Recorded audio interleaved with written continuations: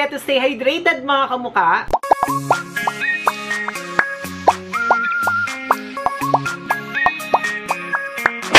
Hi mga kamukha! Gusto ko palang mag-hello sa mga ka-quarantine squad natin na mga kamukha na nanonood ngayon. Ayan.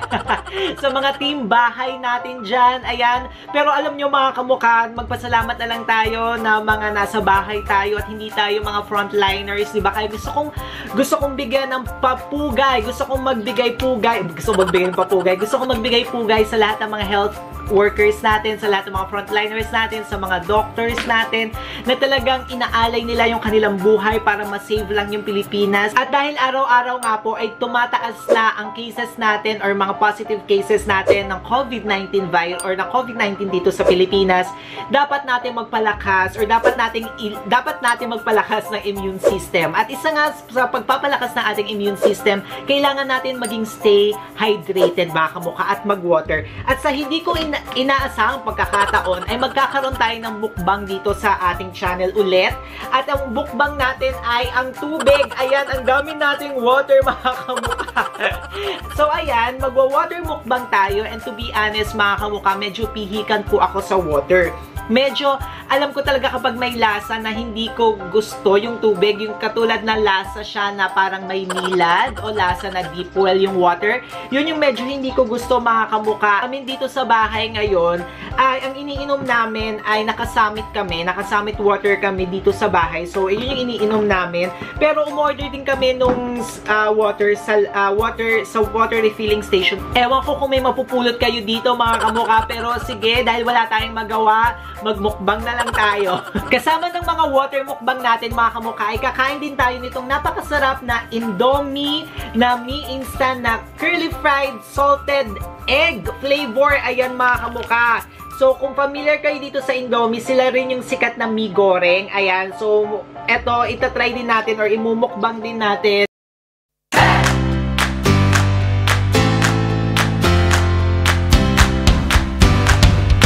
Yung smell niya mga kamukha is medyo may kabanguhan naman siya. At ayan, mukhang masarap siya.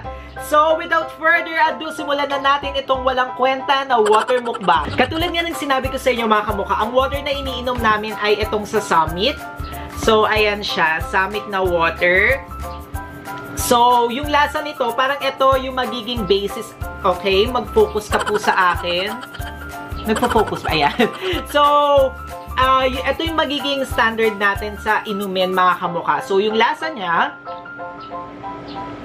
alam nyo, malakas talaga ako mag-water mga kamukha.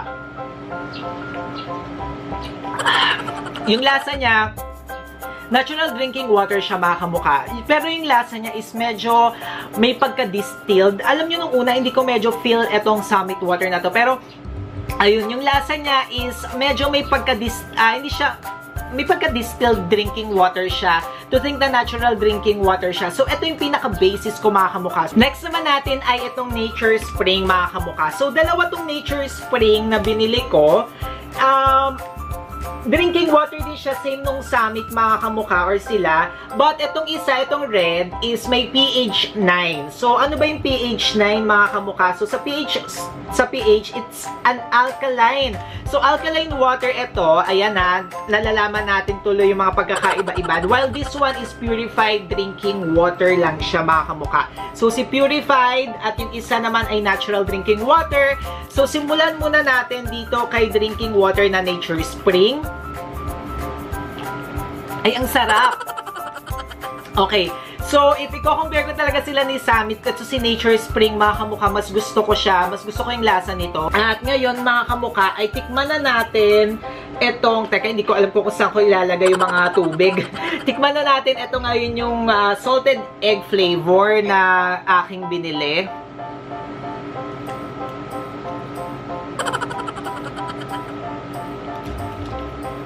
Okay. Uy, maanghang siya. Uy, shucks, masarap.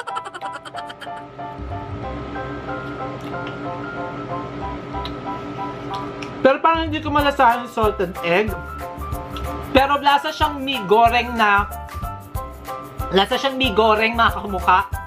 Pero yun nga, medyo maanghang siya. So kung mahilig kayo sa maanghang, perfect sa inyo to. Parang katulad lang siya nung mi goreng mga kamukha ko.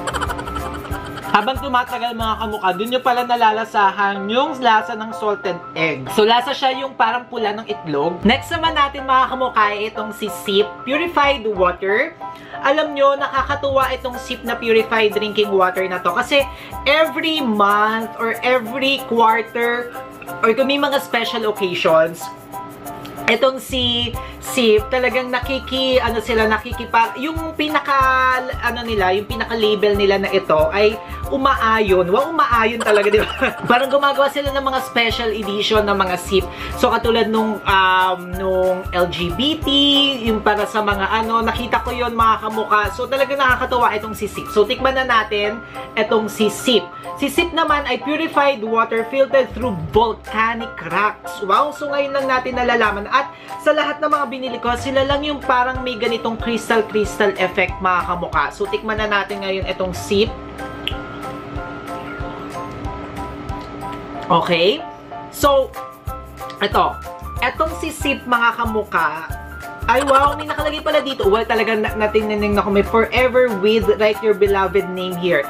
O, tingnan mo mga kamukha, talagang sila lang yung may mga pauso lagi. So, parang game changer etong si Sip, diba? So, parang may mga nilalagay sila ng mga bagong, or may mga bago silang pakulo na hindi natin inaasahan para sa isang drinking water.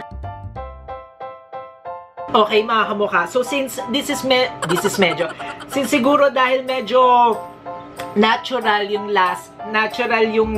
or purified filtered with volcanic rocks, medyo natural yung lasa niya. So, medyo parang may pagkalasang deep well siya, na medyo pa social version.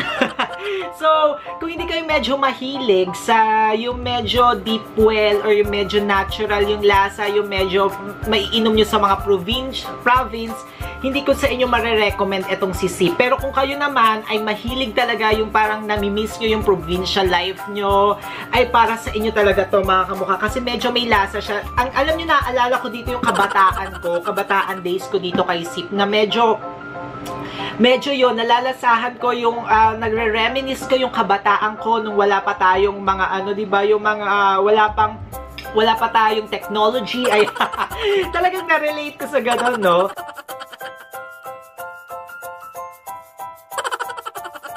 Next naman natin ay si Bonus Distilled Drinking Water. Ayan, ewan ko ba dito sa SM na to, lahat na lang talaga pinasok.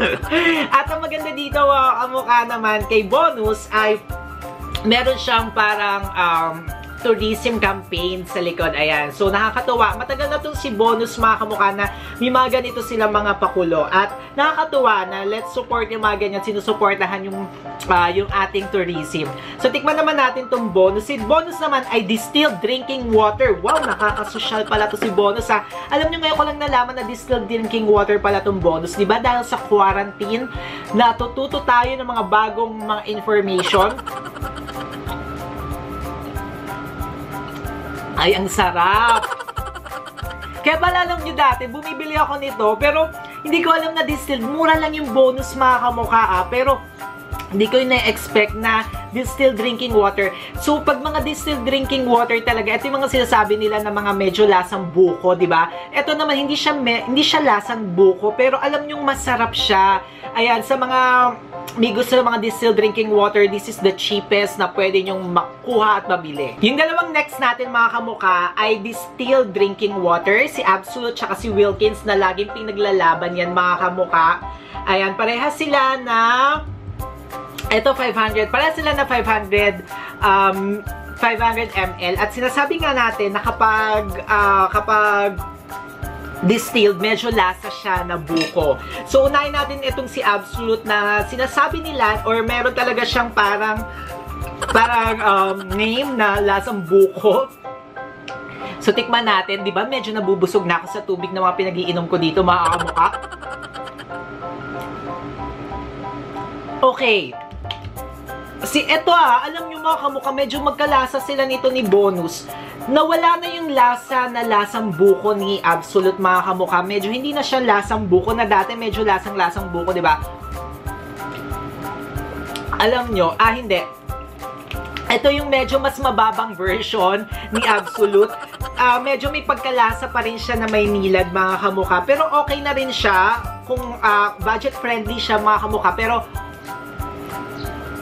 ito talaga si Absolute, yung gusto kong lasa. Alam nyo, medyo may pagkamahalin lang si Absolute tsaka si Wilkins. Pero ito talaga yung basis ko rin aside from Summit. Kasi dati ayoko kay Summit, pero dahil nga nagiging drinking water na namin siya, medyo okay na siya. So, si Wilkins, tikman naman natin yung Wilkins. Ito yung medyo lasang buko. Okay. I therefore conclude, nakakatawa tong ating mukbang na to. I therefore conclude mga kamukha na mas matapang or mas medyo may lasa itong si Wilkins kaysa dito kay Absolute, or medyo matapang yung lasa niya, na medyo may pagkalasang buko na itong si Wilkins if i-compare natin kay Absolute. So pati dito pala mga kamukha, napapansin natin na green and blue, 'di ba? May pagkalasal versus Ateneo, 'di ba?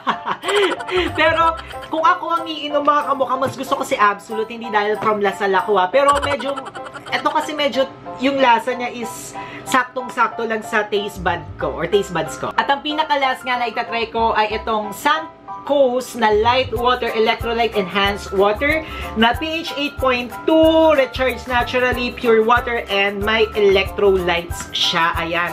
So, para siyang mga kamukha, ito yung bago ngayon na parang meron siyang electrolytes, para siyang Gatorade, na para siyang Pocari Sweat. Alam nyo, nung nag-sale sa Watsons, talagang nag-hoard ako ng marami nito. Bumili ako nito.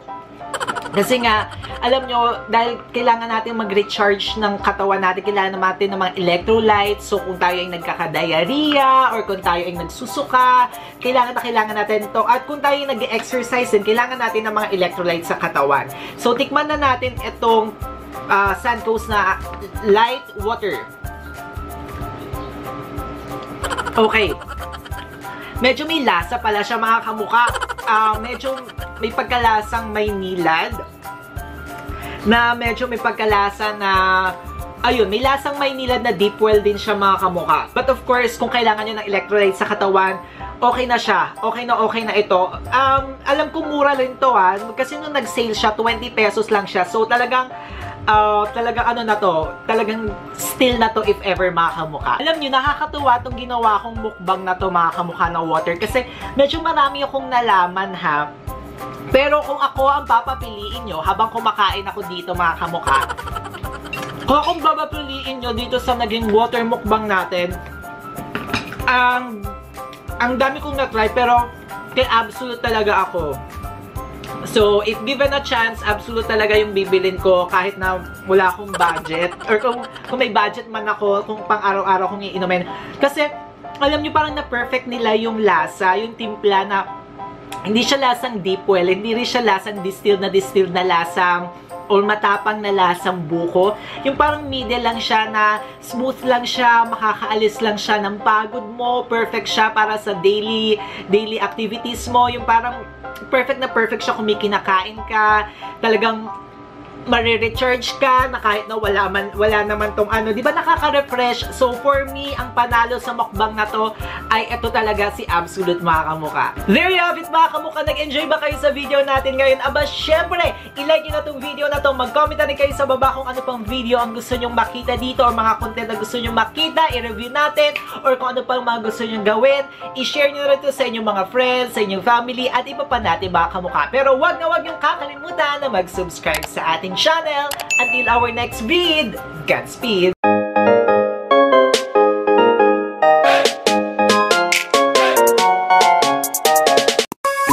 Kita-kits ulit mga kamukha!